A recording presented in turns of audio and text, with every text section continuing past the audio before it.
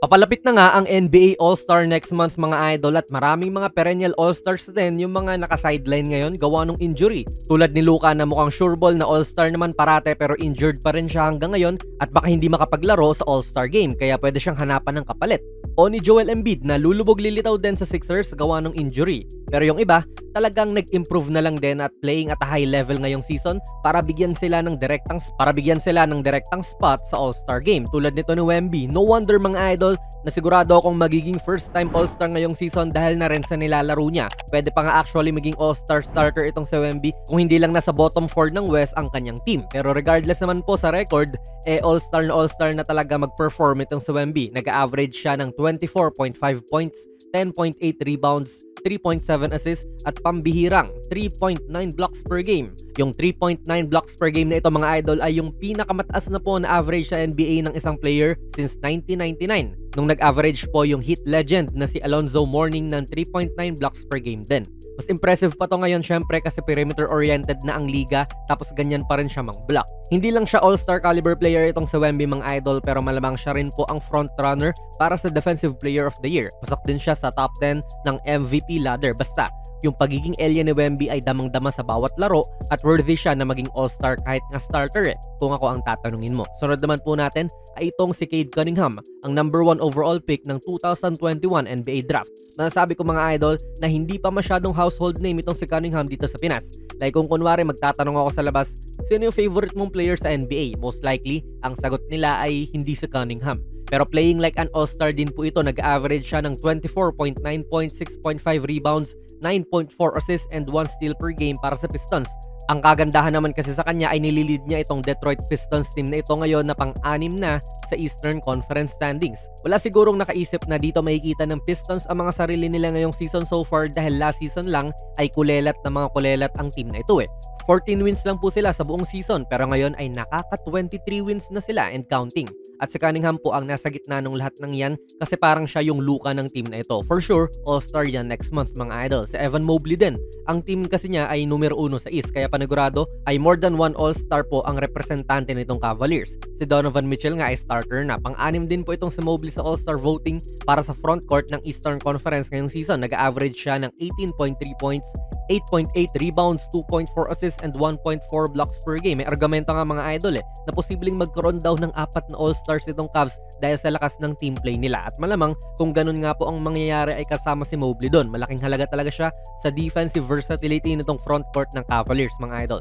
Speaking of number 1 din sa kanilang komperensya, itong si Jalen Williams din po ng OKC ay sa tingin ko magiging all-star ngayong season. Na-establish na rin po niya ang sarili niya bilang pangalawang star nitong Thunder at naging mahalaga rin ang kanyang all-around play para sa kanila. Isipin nyo, 6'5 lang to. Mas matangkad pa si Shea sa kanya pero 4 yung nilalaro. Nag-average siya ngayon ng 21 points, 5.6 rebounds, 5.2 assists, and 1.8 steals per game para sa OKC.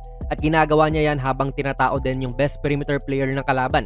Tila Draymond Green nga rin po ang role niya dito sa OKC pero siya ay more on score first kaysa kay Green. Pero parehas naman silang mga undersized na forwards tapos may all-around game din para sa kanilang team. Ito, pagsasabayan na natin yung susunod, either isa kina Paolo Banchero o Franz Wagner.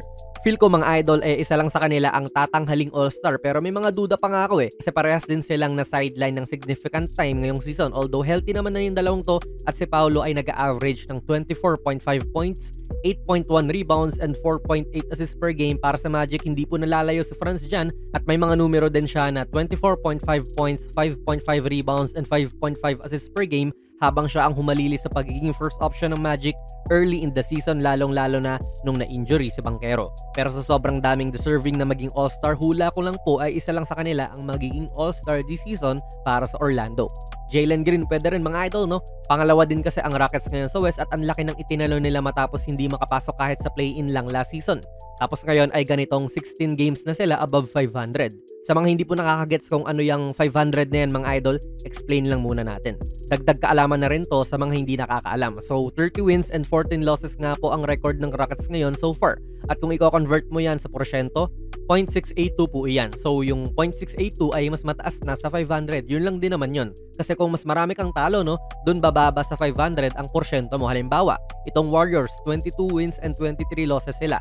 At pag kinonvert mo yan sa percentage, ang makukuha mo ay 0.489. Pag nanalo ang Warriors sa susunod nilang laro, edi 23 and 23 na yung record nila. Sa sakto na yan, saktong-sakto na 500 na ang winning percentage nila. Paano yan kunin? Madali lang naman mga idol. Kunin mo lang yung total wins nila, tapos i-divide mo lang sa total games na nilaro nila. So ang Rockets 30 wins, tapos syempre may 14 sila natalo, kaya 44 games na silang naglalaro. Kaya ayan po, 0.6818181 repeating decimal na, kaya round off na lang natin. So naging 0.682. Anyway, going back nga po ay si Jalen Green ay nag-average ng 21.4 points, 4.3 rebounds, and 2.8 assists per game. Medyo hindi po maganda ang mga porsyento nito, kaya nagdududa rin ako. Although yun nga, number 2 kasi sila sa West, at kung hindi siya magiging first time All-Star ngayong season, malamang yung kampi niya, si Sengun, ang magiging All-Star, di ba?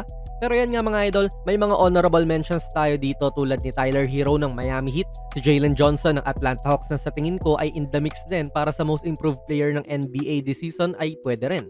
Sino pa bang mga maaaring first time All-Star ngayon mga idol? Let me know in the comments, ilagay nyo lang dyan. Sali na rin kayo ng ating giveaway nung Pasko pa dapat to eh. Kaso nga lang ay hindi pa nare-reach yung ating goal. Hanapin nyo lang yung video natin na may ganitong thumbnail ni Kai Sotto. Andun po yung mga mechanics. Kung nagustuhan nyo po ang ating video ay pakipindot na lang idol ng like button, mag-subscribe ka na rin sa ating channel, at ako nga pala si Jonas PB, and as always, hanggang sa muli.